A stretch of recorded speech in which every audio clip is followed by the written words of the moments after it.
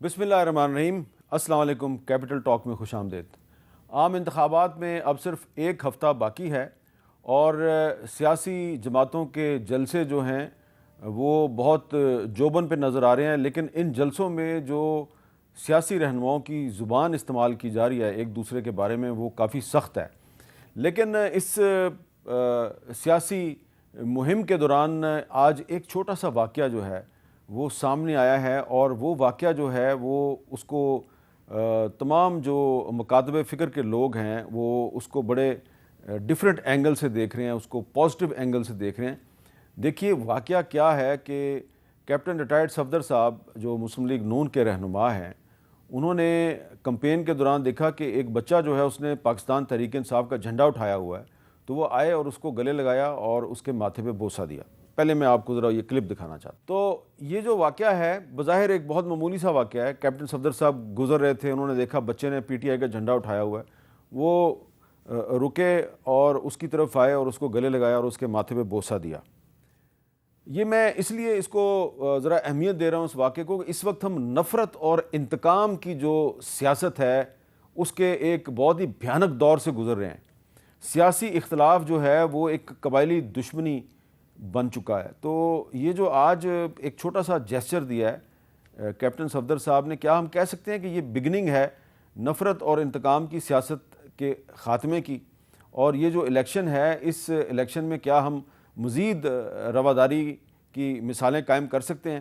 تو گفتگو کے لیے ہمارے ساتھ موجود ہیں جناب سینیٹر ولید اقبال صاحب، پاکستان تحریک انصاف کے سینئر رہنما ہیں، جناب میاں جاوید لطیف صاحب پاکستان مسلم لیگ نون کے سینئر رہنما ہیں اور قومی اسمبلی کا الیکشن بھی لڑ رہے ہیں، اور محترمہ ناز بلوچ صاحبہ پاکستان پیپلز پارٹی کی سینئر رہنما ہیں، کراچی سے انہوں نے ہمیں جوائن کیا ہے۔ ولید اقبال صاحب، آپ کو کیسا لگا جب کیپٹن صفدر صاحب جو ہیں انہوں نے ایک بچہ جو ہے تحریک انصاف کا جھنڈا اٹھائے ہوئے اس کا ماتھا چوما؟ میں سمجھتا ہوں، میں آپ کو ذاتی رائے اپنی دے دیتا ہوں، مجھے نہیں پتا کہ پارٹی کی طرف سے کوئی اس پہ بیان آیا ہے کہ نہیں کوئی، لیکن میں ذاتی رائے ضرور دیتا تو یہ بہت قابل تحسین بات ہے۔ میں سمجھتا ہوں کہ ایک بہت اچھی ایگزامپل، بہت اچھی مثال قائم کی ہے۔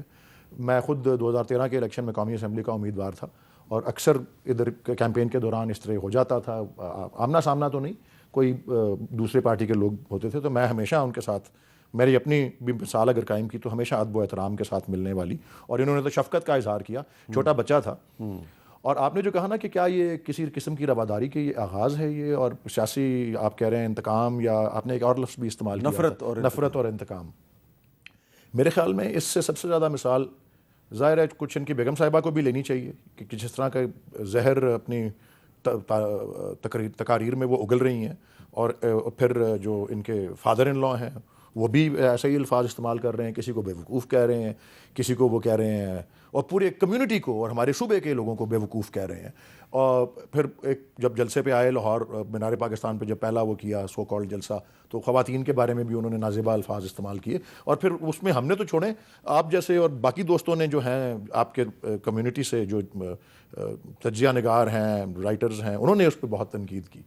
لیکن اوور اینڈ ابو دیٹ میں سمجھتا ہوں کہ یہ ایک علامتی جو ایک انہوں نے ایک قدم اٹھایا ہے، اس کی سب سے زیادہ مثال لینے کی ضرورت ہمارے ریاستی جبر کے اس پروسیس کو ہے، جس نے مسلسل پی ٹی آئی کو نشانہ بنایا ہوا ہے۔ اور ریاستی جبر کی جو تاریخ ہے، جب میں اس کو سوچتا ہوں پاکستان کے پچھلے 50 60 70 سال کی طرف جا کے دیکھتے ہوئے، مجھے خوف جبر سے نہیں آتا، مجھے خوف اس کے نتائج سے آتا ہے، کیونکہ میں پاکستان کی تاریخ میں اس قسم کی وہ بھیانک قسم کی نتائج سامنے آئے ہیں، ہمارا ملک دو لخت ہوا، ہمارے جو ہیں مسلسل جسے کہتے ہیں نا مستقل پرماننٹ سکارز ہماری نیشنل سائیکی پہ چھوڑے، اور یہ جس طرح سے اس وقت ہم تقسیم ہوئے ہوئے ہیں، پولرائز ہوئے ہوئے ہیں، اس قسم کے ماحول میں ہم کو اپنی ایک نیشنل آئیڈینٹی بلڈ کرنے کی ضرورت ہے، وہ اس قسم کے ہتھ کنڈوں سے تو نہیں آ سکتی جو اس وقت ہمیں نظر آ رہے ہیں۔ اچھا میاں جاوید لطیف صاحب، آپ بھی کمپین چلا رہے ہیں، پہلے تو مجھے یہ بتائیں کہ کیا آپ کے ساتھ ایسا واقعہ پیش آتا ہے کہ تحریک انصاف والا یا کوئی پیپلز پارٹی والا آپ کو نظر آ جائے، کوئی بچہ، کوئی جوان، کوئی بزرگ، تو آپ ان کو گلے لگا لیتے ہیں یا اگنور کر دیتے ہیں؟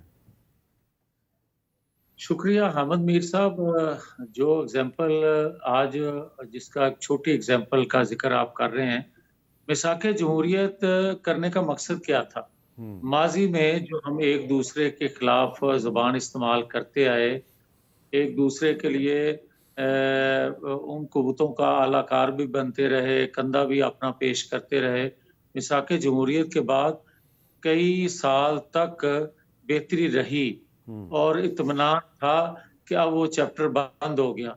मगर इनके दौर में आके फिर वही सिलसिला शुरू हुआ और वो अरूज तक गया, जिसको आप छोटी-सी एक चीज़ को, हालाँकि रूटीन में हम लोग कहीं जलसे जुलूसों में जाते हैं, तो मुखालिफ कैंडिडेट को भी गले लगा लेते हैं और मुखालिफ कारकुन को तो तसव्वुर भी नहीं होता कि उसके खिलाफ कोई बात करें।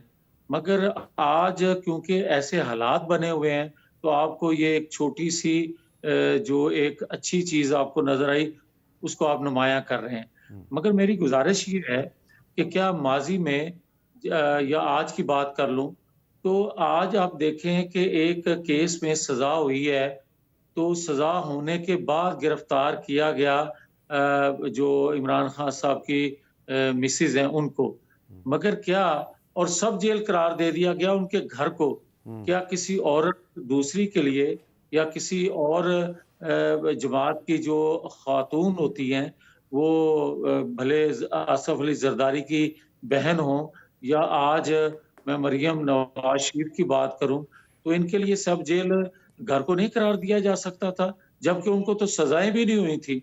सज़ा के बगैर ही अच्छा मियां हवालाती साहब, ये जो बात आप कर रहे हैं, इस पे मरियम नवाज शरीफ साहबा ने भी आज बात किया, जरा मैं वो चाहता हूँ वो भी जरा सुन लें आप। मुझे भी ऑफर हुई थी कि आप अडियाला की बजाय सहाला रेस्ट हाउस शिफ्ट हो जाएं। मैंने कहा नहीं, मैं अगर जेल जाऊंगी तो अब नवाज शरीफ के साथ जाऊंगी, मैं किसी रेस्ट हाउस में नहीं जाऊंगी। आपकी जो खवातीन कारकुन हैं, वो 9 मई पर रियासत पे हमला करने पर आज अगर सलाखों के पीछे हैं, तो एक खातून जिसने चोरी की है वो आज बनी गाला के महल में कैद क्यों है? वो भी सलाखों के पीछे क्यों नहीं है बाकी खवातीन की तरह? अच्छा, अब इस पे मियां जवेद लतीफ़ साहब, ये आप लोगों का जो शिकवा है, मरियम साहिबा का भी और आपका शिकवा आपका किससे है?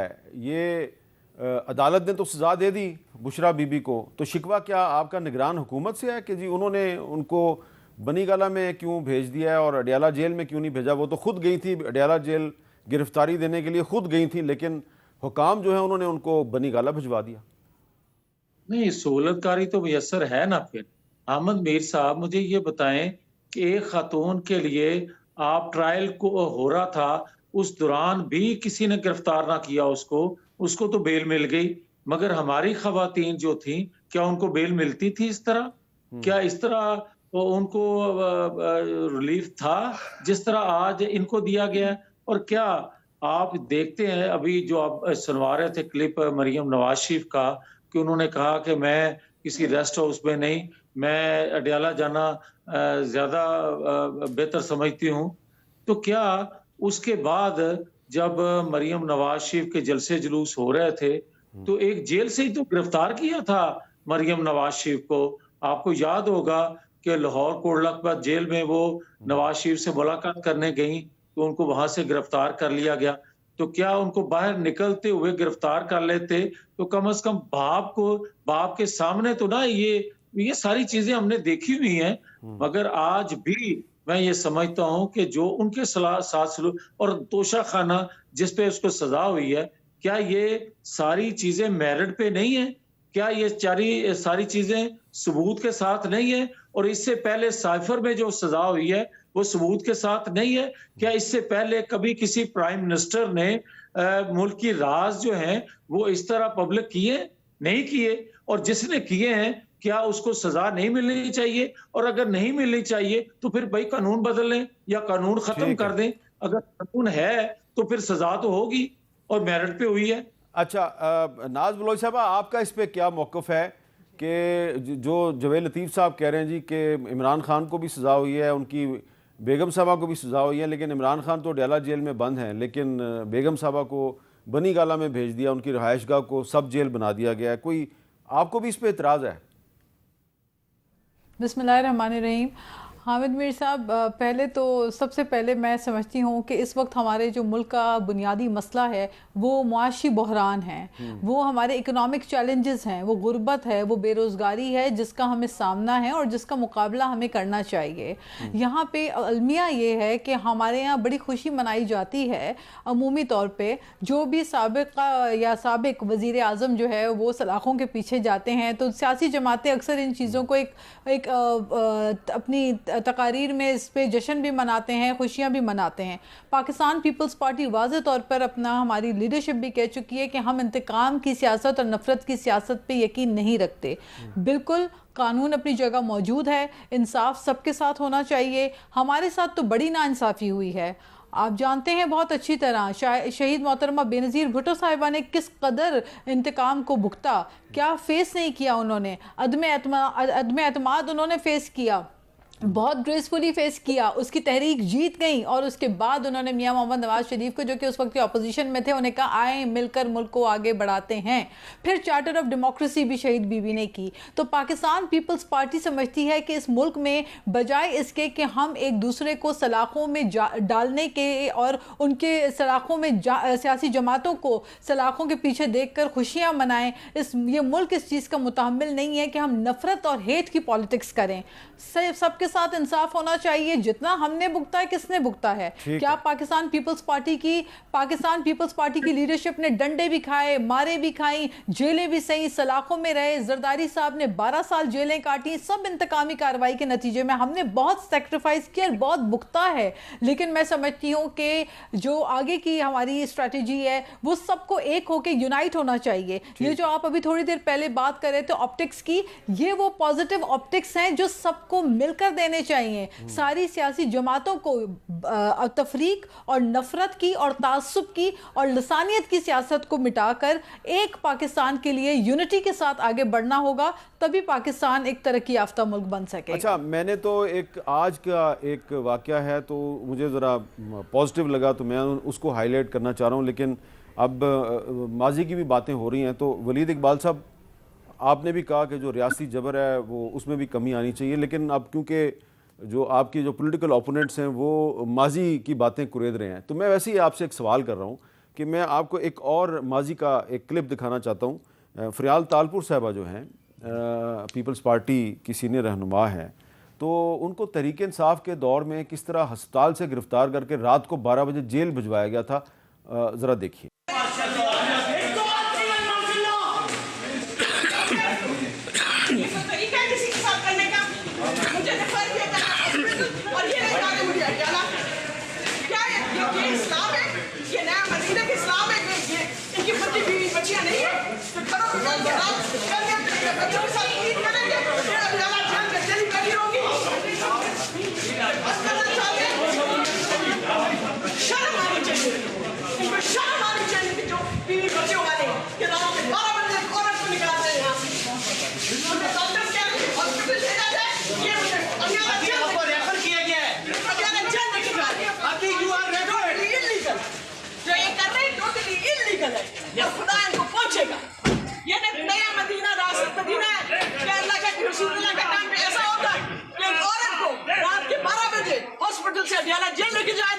اچھا، اب میں پوچھنا یہ چاہ رہا ہوں کہ یہ کیا جائز ان کا شکوہ ہے، شکایت ہے کہ ان کو تو جیل سے اٹھا کے آپ کی گورنمنٹ جو ہے ہسپتال لاتی تھی، ہسپتال سے پھر رات کو 12 بجے دوبارہ جیل بھجوا دیا جاتا تھا، لیکن وہ کہہ رہے ہیں جی کہ بشرا بی بی کو آپ جیل میں نہیں رکھ رہے، ان کو بنی گالہ میں ان کے گھر میں بند کیا گیا ہے۔ سب سے پہلے مجھے واقعہ کا تو پتہ ہے اور اس کا ذکر میری کمیٹی میں بھی، کیونکہ ان کی پارٹی کے لوگ ہیں جو ہیومن رائٹس کی کمیٹی میں ہے، سینیٹر قرۃ العین مری صاحبہ بھی اس واقعے کا اکثر ذکر کرتی رہی ہیں۔ ان کو اریسٹ کون کرنے آیا تھا اور کس قسم کے کیس میں یہ ہوئی تھی؟ نیب کا تھا۔ اب آپ کو عمران خان صاحب کے وہ بیانات یاد ہیں کہ نیب ان کے کنٹرول میں ہی نہیں تھا، تو یہ کون کروا رہا تھا؟ سوال تو اس میں بھی اٹھتا ہے۔ چلے میں اس کو چھوڑ دیتا ہوں، میں اس کو سائڈ پہ رکھ کے صرف یہ کہتا ہوں، کیونکہ اگر آپ نے یہ دکھایا ہے تو فریال تالپور صاحبہ یا یہ جو ذکر آیا کہ جی مریم نواز صاحبہ کو ان کے والد کے سامنے گرفتار کیا گیا، آپ نے سوشل میڈیا پہ دیکھا نہیں کہ پی ٹی آئی کی کتنی خواتین کارکنان جو ہیں وہ کتنے 100 دنوں سے اریسٹڈ ہیں، کتنی خواتین ان میں سے ایسی ہیں جو ایک کیس میں بیل ملتی ہے دوسرے کیس میں گرفتار ہو جاتی ہیں، دوسرے کیس میں بیل ملتی ہے، تیسرے کیس میں یہ تو میں گرفتار ہو بحث جاتی کر رہا ہوں کہ یہ جو تیسرے کیس میں بیل ملتی ہے، چوتھے کیس میں گرفتار ہو جاتی ہیں. ٹٹ فار ٹیٹ یہ کب تک چلے گا؟ ایسے ان کے ساتھ، ان کے کسی لیڈر کے ساتھ ہوا ہے، اور وہ صرف کیونکہ وہ چھوٹے کارکنان ہیں ان کو کوئی نہیں، مطلب یہ بڑے اسپیشل لوگ ہیں جی. میں صرف بتا رہا ہوں آپ کو کہ کس کو 8ویں 9ویں 10ویں روبکار جاری ہوتا ہے، جیل سے باہر نکلتے ہیں، پولیس کی پک اپ کھڑی ہوتی ہے کہ جی نہیں آپ ادھر نہیں تھے، وہ آپ نے ماڈل ٹاؤن میں مسلم لیگ نون کے اس کو آگ لگا دی تھی، یا آپ نے اس پہ حملہ کر دیا تھا، نہیں جی نہیں آپ ادھر نہیں تھے، آپ عسکری ٹاور جو کہ لبرٹی راؤنڈ اباؤٹ پہ اس کو آگ لگا دی تھی. اور یہ لوگ سپر ویمن ہیں کہ ایک وقت پہ 8 جگہ پہ کھڑی ہوتی ہیں اور پھر ایک کیس میں پتہ نہیں کسی دوسرے شہر میں کیس میں لے جاتے ہیں. سو میں یہی تو عرض کر رہا ہوں کہ سینکڑوں دنوں سے اس طرح ہی خواتین جو ہیں، میرے خیال میں ایسی کوئی مثال موجود نہیں ہے پاکستان کی پوری سیاسی تاریخ، پاکستان کی اریسٹ اور بیل کی تاریخ کے اندر کوئی اس کی مثال جو ہے وہ موجود نہیں ہے. اور یہ جو عمران خان صاحب جو ہیں، ان کی بیگم صاحبہ کے بارے میں ان کو کہا گیا، وہ خود آئیں اڈیالہ جیل میں جب سینٹنس ہوا، ان کو ان کی مرضی کے خلاف وہاں سے، ان کی خواہش بالکل نہیں تھی، ان کو جان بوجھ کے وہاں سے لے کے گئے ہیں. مجھے اس کی وجہ نہیں معلوم، لیکن حامد خان صاحب کا آپ نے بیان چلایا نا، میں بھی اسی کی تائید کرتا ہوں. اور یہ جو جاوید لطیف صاحب نے کہا سائفر کیس کی بات کی، توشہ خانہ کے کیس کی بات کی، انہوں نے کہا کہ میرٹ پہ یہ فیصلے ہوئے ہیں. ہرگز یہ میرٹ پہ فیصلے نہیں ہوئے. یہ ہم سمجھتے ہیں کہ انصاف کا قتل تھا، انصاف کا جنازہ نکلا ہے ان کیسز کے اندر. اور آپ اخباریں کھول کے دیکھ لیں، آپ تجزیے دیکھ لیں، آپ اداریہ دیکھ لیں، کوئی چلیں وکلاء تو پارٹی لائنز کے اوپر اپنے تجزیے اور اپنے وہ اس پہ بیانات دے رہے ہیں. یہ توشہ خانہ کیس کی چلے مثال لے لیں، یہ جج صاحب کے پاس اتنا وقت ہے کہ وہ اس کو ایسے راکٹ کے اوپر جلائیں بٹھا کے اس کیس کو، اور اس سے بڑے بڑے کیسز جو کہ یوسف رضا گیلانی اور آصف علی زرداری اور میاں نواز شریف پہ ہوئے ہیں، گاڑیاں نکالنے کی توشہ خانہ سے، ان کو چلانے کا ٹائم نہیں ہے ان کے پاس، اور اب 11 مارچ کو ریٹائر ہو جائیں گے. یہ وہ، اور پھر یہ جو سائفر کے کیس کے اندر آپ نے جو ہے اس کا جرا کے حق سے ہی محروم کر کے، اور وہ بھی آپ لگتا ہے تو کسی ٹارگٹ کو میٹ کر رہے ہیں. یہ کینگرو کوٹس والی بات جو ہے یہ، اور شرم آنی، اور پاکستان پورا جو ہے مذاق بنا ہوا ہے دنیا کے اندر.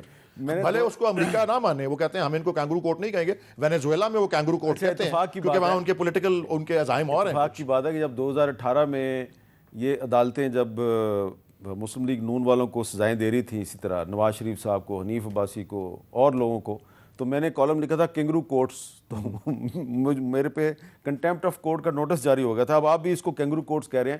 لیکن میاں جاوید لطیف صاحب، یہ جج بشیر صاحب کا ذکر آیا، تو آج مصدق ملک صاحب آپ کی پارٹی کے رہنما ہیں، انہوں نے بھی ایک بات کیا، ذرا سنیں. آپ ذرا عمران خان صاحب کے وہ کلپ نکالیں جس میں آدھا گھنٹہ انہوں نے تعریف کی ہے جج محمد بشیر کی، اس وجہ سے کہ انہوں نے نواز شریف کو اور ان کی بٹیا کو، دونوں کو 8 10 سال قید کی سزا دی تھی، اور ان کو مرد مومن کہتے تھے، اور کہتے تھے کہ جج محمد بشیر سے زیادہ عظیم کوئی شخص نہیں ہے. تو بھائی آج جج محمد بشیر کی عظمت کو کیا ہوا؟ تو آج بھی تو فیصلہ جج محمد بشیر کا ہے. اچھا میاں جاوید لطیف صاحب، میرا سوال یہ ہے کہ جب جج محمد بشیر صاحب نے نواز شریف صاحب کو سزا دی تھی 2018 میں، تو اس وقت آپ اور آپ کی پارٹی یہ کہتی تھی کہ یہ ناانصافی ہوئی ہے اور یہ جج صاحب نے غلط سزا دی ہے. تو وہی جج صاحب نے اب عمران خان کو سزا دے دی ہے، تو اب وہی جج صاحب کا جو لکھا ہوا فیصلہ ہے وہ درست کیسے ہو گیا؟ نہیں احمد میر صاحب، معذرت سے کہ آج کی عدالتیں جو ہیں، کیا 12 بیلیں ایک دن میں تحریک انصاف کے لوگوں کو نہیں مل رہی؟ اور کیا ہمارے دور میں جب ہمیں گرفتار کیا جاتا تھا، ہماری تو بیل ہی بھائی 6 ماہ نہیں لگتی تھی. یہ بھی تو دیکھیں، یہاں تو صبح کو ایف آئی آر ہوتی ہے، شام کو بیل دائر ہوتی ہے، اور اگلے گھنٹے بیل ہو جاتی ہے. تو کیا آپ یہ بتائیں کہ جو یہ بتا رہے ہیں کہ انصاف کا قتل ہوا ہے، جنازہ نکلا ہے، کیا اس وقت جنازہ نہیں نکلا تھا جب ثاقب نثار نے صادق اور امین قرار دیا تھا، عمران خان کو سرٹیفکیٹ دے دیا تھا؟ جبکہ آج کی عدلیہ کہہ رہی ہے صادق اور امین صرف اور صرف رسول کریم صلی اللہ علیہ وسلم کی ذات ہے. میں اسے آگے چلتا ہوں. میں نے تو آئین قانون کی بالادستی کی بات کی تھی، تو میرے پہ غداری کا مقدمہ اور دہشت گرد قرار دے کے مجھے جب گرفتار کیا گیا، تو اس وقت کے chief justice Lahore high court کے سامنے مجھے جب وہ تشدد کے بعد لے کر گئے، میں نے سمجھا کہ وہ نشانات دیکھ کے میڈیکل رپورٹ کا کہیں گے، تو انہوں نے مجھے حامد میر صاحب یہ کہا کہ تمہیں علم ہے کہ تم نے طاقتور لوگوں کے سامنے گستاخی کی ہے, ان کے نام لے کر تم نے جو گستاخی کی ہے, تم جیسے لوگوں کو تو سنسار کر دینا چاہیے. میں سمجھتا ہوں کہ تمہیں باہر جب نکلو گے تم تو تمہیں لوگ پتھر مار مار کے مار دیں گے. میڈیا سارا انہوں نے بلایا ہوا تھا, جو تحریر ان کو دی ہوئی تھی وہ پڑھ کے سنا رہے تھے, تو میں خاموشی سے ان کو سنتا رہا.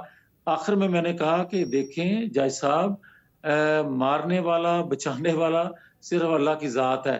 آپ کے ان الفاظ سے نہ کوئی سنسار مجھے کر سکتا ہے اور نہ آپ کی خواہش پوری ہو سکتی ہے, نہ آپ کی تحریر جو جنہوں نے دی ہے ان کی خواہش دی ہے. وہ جو جج صاحب ہیں انہوں نے بالکل آپ کے ساتھ نامناسب رویہ اختیار کیا, غلط بات کی.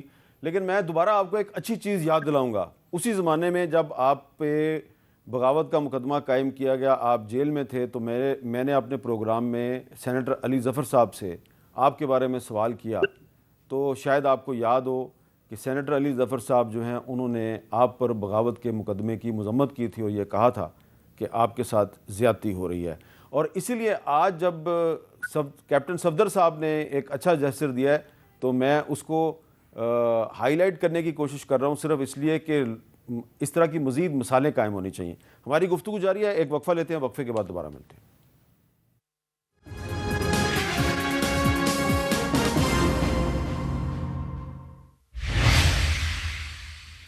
کیپٹل ٹاک میں دوبارہ خوش آمدید. اچھا ناز بلوچ صاحب, آپ نے وقفے سے پہلے یہی کہا کہ یہ جو نفرت اور انتقام کی سیاست کا کلچر ہے اس کو تبدیل کرنے کی ضرورت ہے. تو آپ کو لگ رہا ہے کہ 8 فروری کے الیکشن کے بعد جو نئی پارلیمنٹ آئے گی تو اس میں کوئی ایسی مثال قائم کی جا سکتی ہے کہ نفرت اور انتقام کی سیاست کو فراموش کر دیا جائے؟ آپ کیا تجویز کریں گے, کیا کرنا چاہیے؟ حامد میر صاحب, رواداری کی سیاست جو ہے نا اس کی بہت ضرورت ہے. ہمیں یاد ہے کہ جب 3.5 سال پی ٹی آئی کی حکومت تھی اور اس وقت جب انتقام جو ہے وہ سر چڑھ کے بول رہا تھا, اور یہ جو آپ نے کلپ لگائی فریال تالپور صاحبہ کی, میں یہ نہیں بھول سکتی. اس دن تو ایم ایس کو تبدیل کیا گیا ہاسپٹل کے, کیونکہ انہوں نے کہا ان کی طبیعت درست ٹھیک نہیں ہے اور طبیعت اجازت نہیں دے رہی کہ ان کو آپ گرفتار کریں. اس کے باوجود ایم ایس کو تبدیل کر کے راتوں رات گرفتاری عمل میں آئی. نیب کی بات کر رہے تھے ولید اقبال صاحب ابھی, اور بتا رہے تھے کہ نیب جو ہے وہ ان کے انڈر نہیں تھی. لیکن حیرت کی بات ہے شہزاد اکبر اور جو ہے عثمان ڈار تو پہلے ہی آ کے پریس کانفرنسز کر کے بتا دیتے تھے طوطے کی طرح کہ اگلی گرفتاری کس کی ہوگی, اور ویسے ہی ہوتا تھا جو وہ ایک ہفتہ پہلے پریڈکٹ کرتے تھے. اس حد تک تو نیب ان کے کنٹرول میں تھا. لیکن خیر, اگر ہم اسی بات کو ڈگ کرتے رہیں گے تو پھر انتقام در انتقام کی سیاست ہوگی, جو کہ پیپلز پارٹی کبھی بھی سپورٹ نہیں کرتی ایسے انتقام کی پالیٹکس کو. مجھے یہ بھی یاد ہے کہ گزشتہ پارلیمنٹ میں جب فرنٹ بینچز کے تمام اپوزیشن کے طبقے لیڈران کو پے در پے گرفتار کیا جا رہا تھا, تب اس وقت بھی پیپلز پارٹی پارلیمنٹ میں چلا کے کہہ رہی تھی کہ یہ انتقام کی جو جنگ ہے اس کو بند کریں, اس سے پاکستان کا فائدہ نہیں. آج آپ اور حکومت میں, کل کوئی اور ہوگا, اور یہ چکی اسی طرح پستی رہے گی. آج آپ پیس رہے ہیں, کل کوئی اور ہوگا. لیکن میرا خیال ہے کہ جب کچھ لوگوں پہ خود ہوتا ہے, کچھ لوگ دوسروں کے تجربے سے سیکھتے ہیں, لیکن پی ٹی آئی یہ تجربہ خود کرنا چاہتی تھی. اب آج ان کو احساس ہو رہا ہے اس چیز کا کہ ملک اس چیز کا متحمل نہیں ہے. آج ہمیں رواداری کی بات کرنی ہے, اور پارلیمنٹ کے اندر میں سمجھتی ہوں جو ینگ پارلیمنٹیرینز ہیں ان کا بہت امپورٹنٹ رول ہے. حامد میر صاحب, جو ینگ پارلیمنٹیرینز ہیں ان کو آگے ایک جو ڈویژن کی سیاست ہے, جو نفرت کی ہیٹ پالیٹکس اور پولرائزیشن کی پالیٹکس ہے, اس کا خاتمہ اپنے لب و لہجے, اپنے انداز, اپنے گفتگو اور اپنے رویے سے کرنا ہوگا. یہی وہ یہ پاکستان کی بہتری اسی میں ہے. اور جو ہمارے پاس گزشتہ ماضی کی خوفناک مثالیں ہیں, اگر ہم انہی کو ریپیٹ کرتے رہیں گے تو رزلٹ وہی آتا رہے گا جو پہلے آتا رہا ہے. اسی لیے میں سمجھتی ہوں کہ پارلیمنٹ کے اندر بہت ہی پازیٹیو کلچر کی ضرورت ہے, اور یہ پازیٹیو کلچر ہمیں خود کو لانا پڑے گا, اپنے رویوں سے لانا پڑے گا. جی اچھا ولید اقبال صاحب, ابھی آپ نے تھوڑی دیر پہلے ریاستی جبر کی بات کی, اور میرے خیال سے آپ بڑی مناسب بات کر رہے ہیں. لیکن آج بلاول بھٹو زرداری صاحب نے ایک جو خزدار میں تقریر کی ہے, جلسہ عام, وہاں پہ بھی انہوں نے یہ بات کی ہے. لیکن میں یہ دیکھ رہا ہوں کہ اس موجودہ صورتحال میں پیپلز پارٹی کے علاوہ کوئی پارٹی جو ہے وہ اس معاملے پہ بات نہیں کری. سنیں بلاول صاحب نے کیا بات کی. جو لوگ یہ سمجھتے ہیں کہ لاپتہ افراد بلوچستان کے عوام کے لیے کوئی ایشو نہیں ہے, یہ ان کا غلط فہمی ہے. میں ان کو سمجھاؤں گا कि कौमें इस तरीके से नहीं चल सकता, इस इशू का कोई हल तो निकलना पड़ेगा। मुझे तो बहुत दुख हुआ जो इंटरम हुकूमत है, इन्होंने जिस अंदाज से प्रोटेस्टर्स के साथ एंगेज किया वो बिल्कुल गैर सियासी, गैर जमहूरी तरीका था। आपका क्या ख्याल है कि इस मामले पे तहरीक इंसाफ को और बाकी पार्टियों को अपने मैनिफेस्टो में भी कोई बात नहीं करनी चाहिए थी? क्योंकि रियासती जबर की सबसे बदतरीन मिसाल ये है। मैं ये समझता हूँ कि जो इस बात से तो मैं इत्तेफाक करता हूँ, रियासती जबर की ये मिसाल होना, और इसमें कोई दो राय नहीं है। लेकिन जो आपने क्लिप दिखाया है जी, मैं समझता हूँ ये सिर्फ वोट इकट्ठे करने के लिए एक आई वॉश है। ये मेरी अपनी राय है। अच्छा, इससे ज़्यादा रियासती जबर के साथ ये दोनों सियासी जमातें जब ये PDM गवर्नमेंट में थी, ये रियासती जबर के साथ खड़ी थी, और आज भी ये रियासती जबर के साथ खड़ी हुई हैं।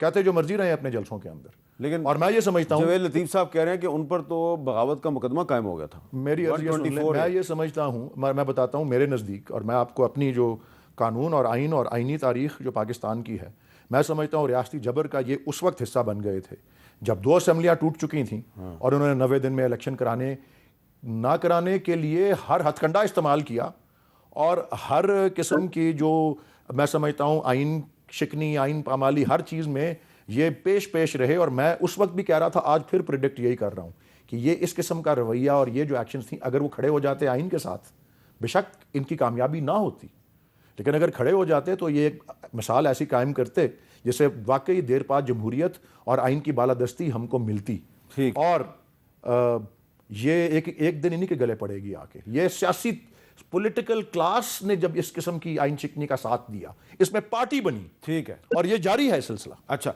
जवेद लतीफ़ साहब, आपको याद होगा कि कुछ साल पहले तक नवाज शरीफ साहब, मरियम नवाज शरीफ साहबा, ये जो लापता अफराद का मामला था, इस पे बड़े सेंसिटिव थे और बड़ा स्टैंड लिया करते थे। लेकिन अब कुछ अरसे से इस मामले पे आपकी पार्टी, आपकी लीडरशिप बिल्कुल खामोश हो गई है। लेकिन पीपल्स पार्टी ने आज भी बात की है, भले वलीद इकबाल साहब के बकौल ये वोट लेने के लिए उन्होंने बात की है, लेकिन उन्होंने अपने मैनिफेस्टो में, जो कि 2-3 दिन पहले जारी किया गया है, उसमें भी इस इशू को एड्रेस किया। आप नहीं समझते कि मुस्लिम लीग नून को भी इस मामले पे कुछ स्टैंड लेना चाहिए? हाँ, हामिद मीर साहब, गुजारिश ये है कि हम उसी जगह खड़े हैं। हमारा मौक़िफ़ वही है कि आप अगर रियासती जबर इस्तेमाल करेंगे अपनी कौम पे, तो रियासत के साथ कौम का रिश्ता कमज़ोर होगा। ये एक हकीकत है, इसको कोई समझे या ना समझे। जब अदारे मौजूद हैं तो आपको अदारे, आइन, कानून के मुताबिक हर एक के साथ सलूक करना चाहिए। भले वो मुजरम बन जाए, उसको सज़ा हो जाए, मगर ये नहीं आप कर सकते कि आप खुद फैसला कर दें बगैर ट्रायल किए कि इसको मार दिया जाए या इसको छोड़ दिया जाए। जहाँ तक तल्लक है, मेरे वलीद भाई जो कह रहे थे कि ये सारा वोट इकट्ठे करने के लिए है, तो आपको याद होगा ये हथकंडे जो का लफ्ज़ इस्तेमाल कर रहे हैं, ये तो इमरान खान ने अमलन करके दिखाया। जब उनकी हुकूमत जा रही थी, उन्होंने कौन सा हरबा है जो पाकिस्तान मुखालफ कुव्वतें इस्तेमाल करें रियासत के खिलाफ, तो उनको मुल्क दुश्मन कुव्वतें कहा जाता है, मगर उस शख्स ने अपनी ज़ात को बचाने के लिए हर वो हथकंडा इस्तेमाल किया जिससे रियासत भी कमज़ोर हुई, जिससे उसकी अपनी जमात भी टूटी, और जिसकी वजह से आज वो जेल में भी हैं। मैं ये समझता हूँ कि अपने आप को बचाने के लिए किसी उस हद तक नहीं जाना चाहिए कि जिससे रियासत की बर्बादी हो जाए या कौम का शख्स बर्बाद हो जाए या आइन कानून नाम की चीज रियासत में ना रह जाए। उस शख्स ने आज जो किया था वो आज वो उसका खमियाजा भुगत रहा है, मगर सिर्फ वो नहीं भुगत रहा, उससे पूरी कौम भुगत रही है कि एक ऐसे जगह पे आके हम खड़े हो गए हैं जो बिल्कुल एक गलती की भी गुंजाइश नहीं रहेगी, और कौम जज्बात कोई गलती कर बैठी तो मुल्क की बर्बादी हो जाएगी। और उस शख्स ने लेकर, और कल रात को पेट्रोल फिर महंगा हो गया, और ये अब किसकी गलती है, ये किसकी गलतियों का खमियाजा है, इस पे बात करते हैं वक्फे के बाद।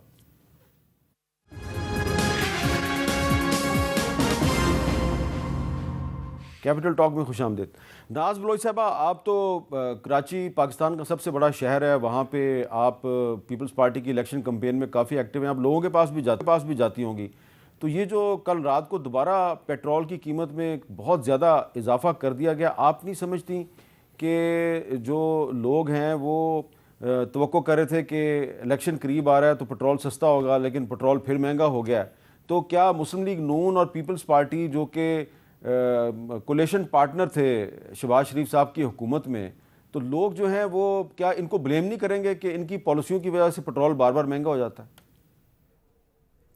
حامد میر صاحب، مجھے تو لگتا ہے کہ جس طرح ہم ٹاک شوز میں بیٹھ کر گفتگو کرتے ہیں، لیکن جب ہم عوام کے درمیان جاتے ہیں تو ہمیں عوام میں وہ شعور نظر آتا ہے جو بعض اوقات ہم اپنے میڈیا شوز اور پروگرام میں بھی اس طرح کی ڈیبیٹ نہیں دیکھتے جو عوام سٹریٹس میں سڑکوں پہ بیٹھ کے کر رہی ہوتی ہے. بہت ہی باشعور قوم ہے پاکستان کی، اور بہت ہی سیاسی نظر اور بصیرت رکھتی ہے.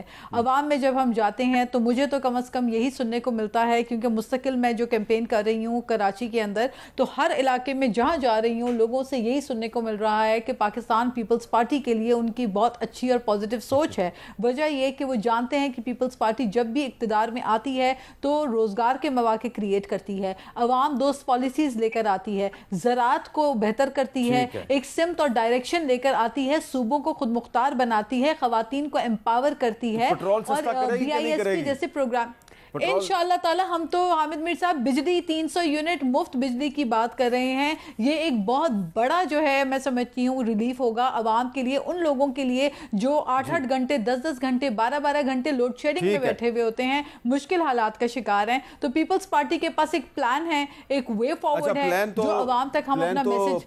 PTI کے پاس بھی آپ کا بھی مینیفیسٹو آ گیا جی. ولید اقبال صاحب، یہ جو پٹرول مہنگا ہو رہا ہے، یہ بتائیں کہ یہ ایک عام آدمی کا ایشو ہے، تو یہ سستا ہوگا یا مزید مہنگا ہوگا؟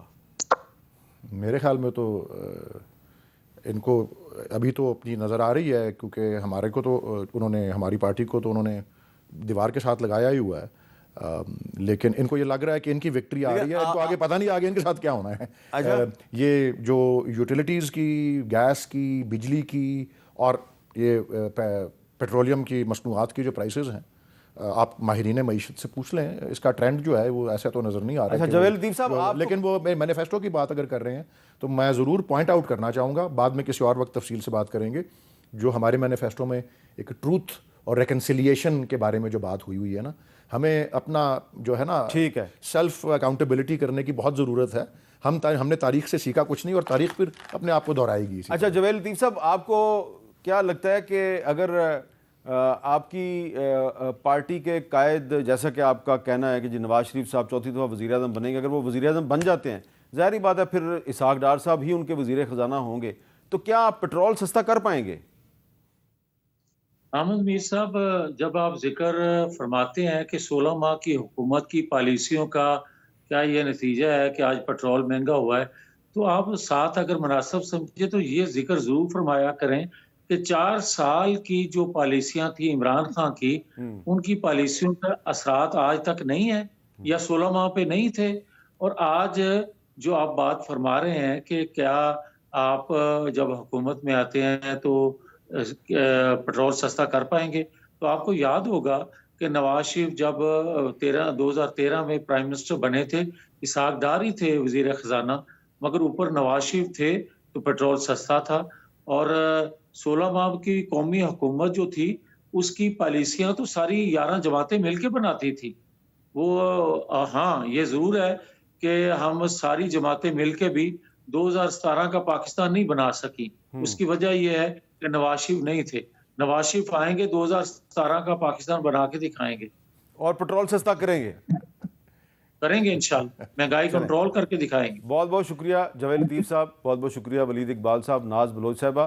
اور ہم سب کی دعا ہے، امید ہے کہ 8 فروری کا جو الیکشن ہے یہ پاکستان میں ایک نئے دور کا آغاز کرے، اور نفرت اور انتقام کی سیاست جو ہے اس کو ہم خیر بات کہہ دیں، اور عام آدمی کا جو سب سے بڑا مسئلہ ہے مہنگائی، وہ بھی تھوڑا سا ایڈریس ہو جائے 8 فروری کے بعد. اجازت دیجیے، اللہ حافظ.